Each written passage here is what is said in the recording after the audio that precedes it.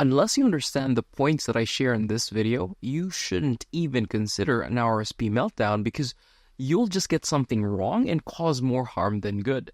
This is part of our 5-video series breaking down the RRSP meltdown, the good, the bad, who it's for and who it's not for, as well as case studies, so that you can really understand what else you need to consider when you're looking at the RRSP meltdown.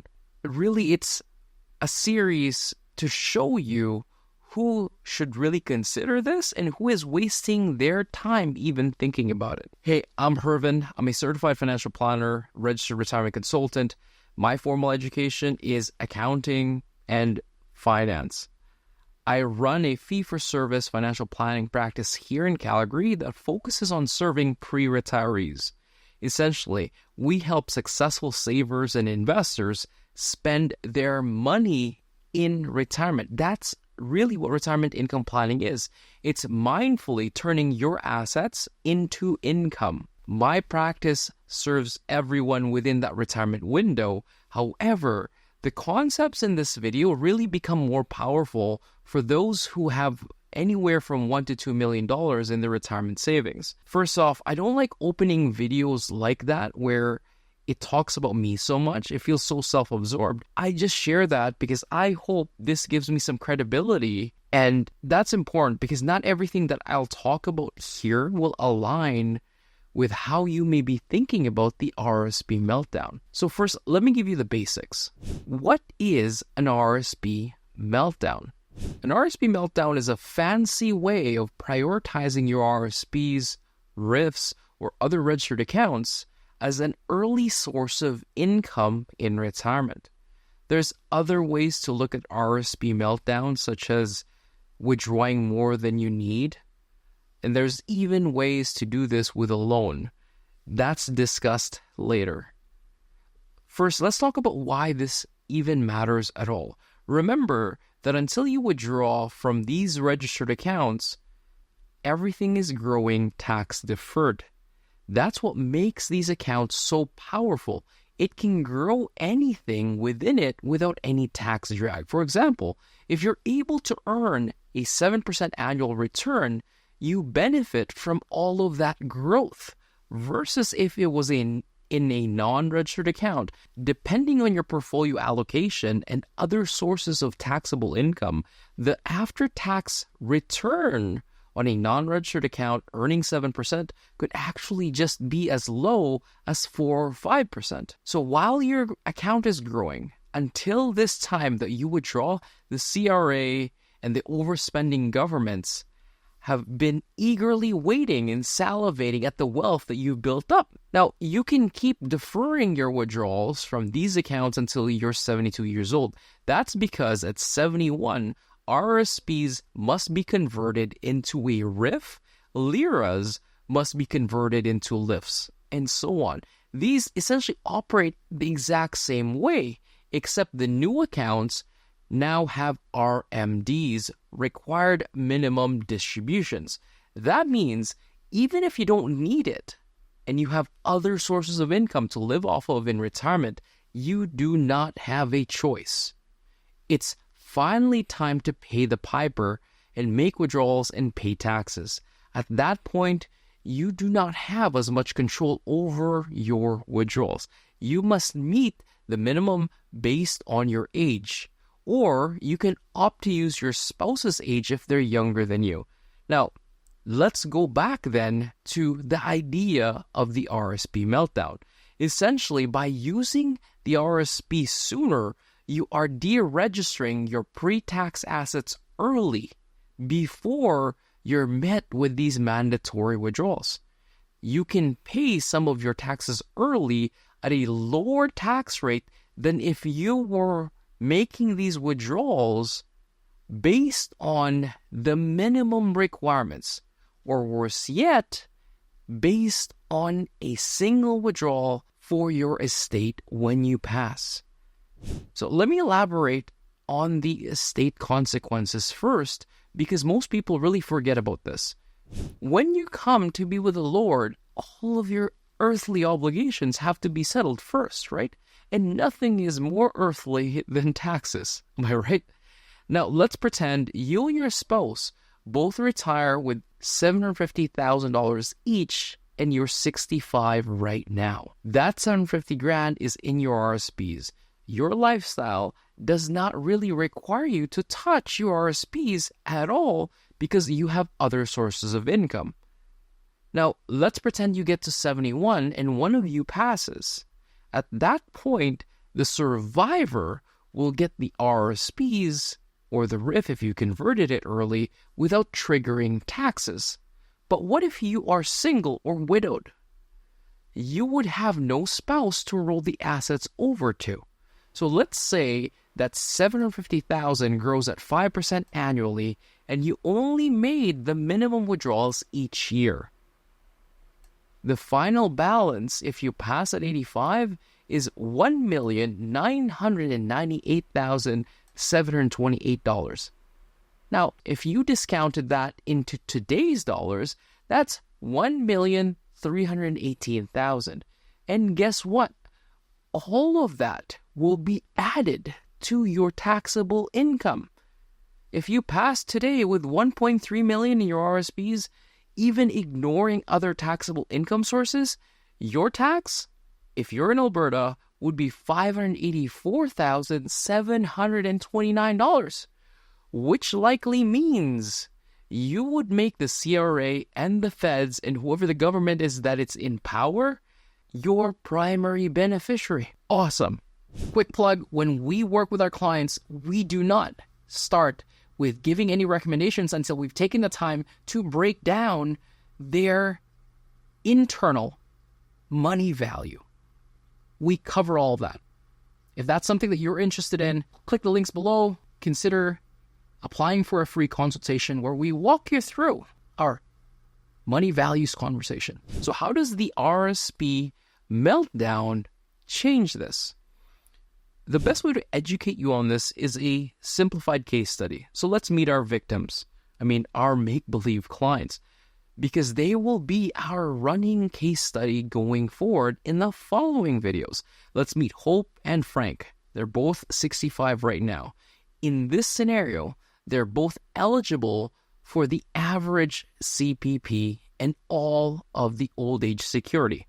Their RRSPs are even at $750,000 each, and they have both maxed out their TFSA rooms with balances of $110,000 each, and they also have $100,000 each in their non-registered accounts. As far as other assets are concerned, they have a paid-off home worth $900,000. Let's pretend that they are comfortable living off of $72,000 per year, or just $6,000 a month after taxes, adjusted to inflation for the rest of their life.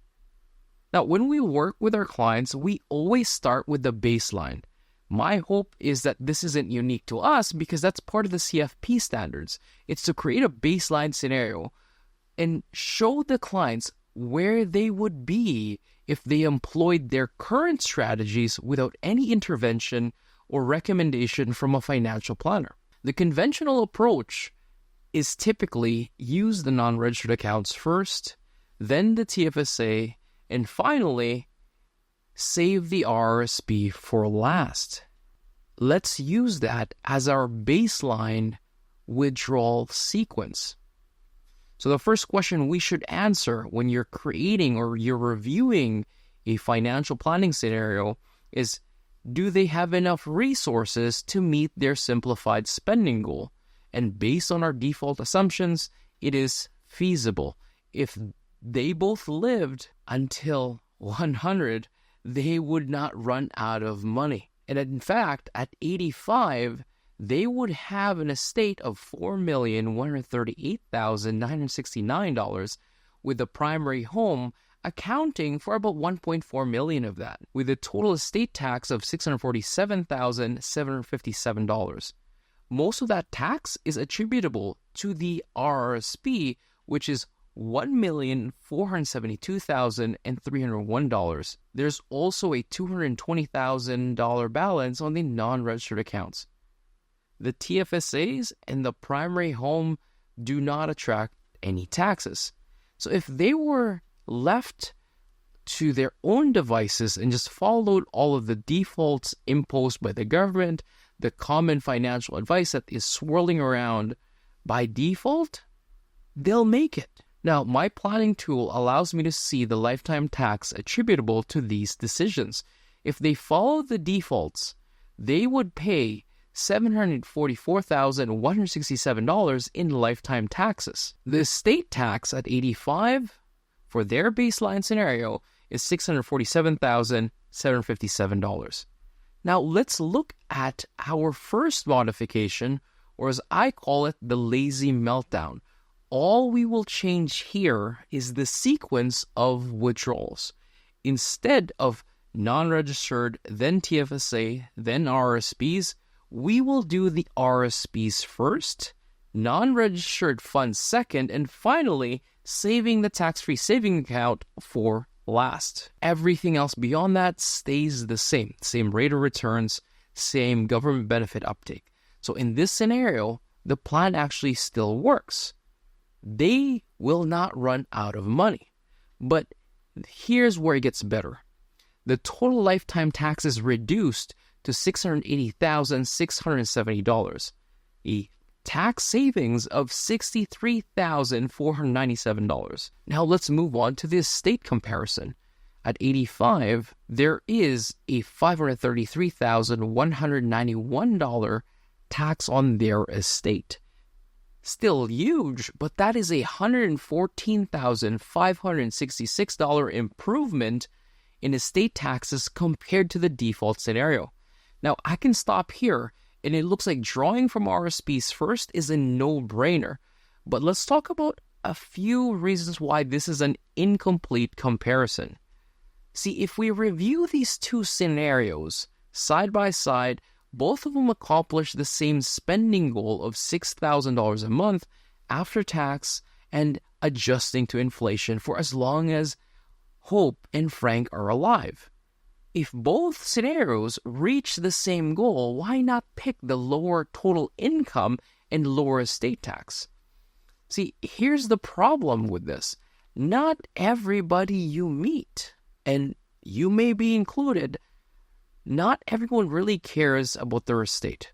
It's blunt, but it's true. That's just the reality of it. If your goal is to pay the lowest income tax while you are alive, and you don't really care about the net estate benefit or the total tax on your estate, deferring the RRSP withdrawals isn't that grave of an issue. That's especially true if you have a shorter life expectancy. Look at this. The cumulative income tax savings is not really improved by the lazy meltdown until age 84. Now, coincidentally, most RRSP meltdown discussions show a breakdown at age 85, which is the blended life expectancy. Now, this may be worth clarifying for those with health issues in their family history. If you're not going to live that long and you don't care about the estate, the RRSP meltdown isn't that high of a priority. The next cautionary piece here is directed to those who are charitably inclined. You can donate your RRSPs and RIFs to a registered charity or educational institution and receive tax credits. This is especially important because you can have a super donation. I don't really think that's the true definition of that, the real word for it.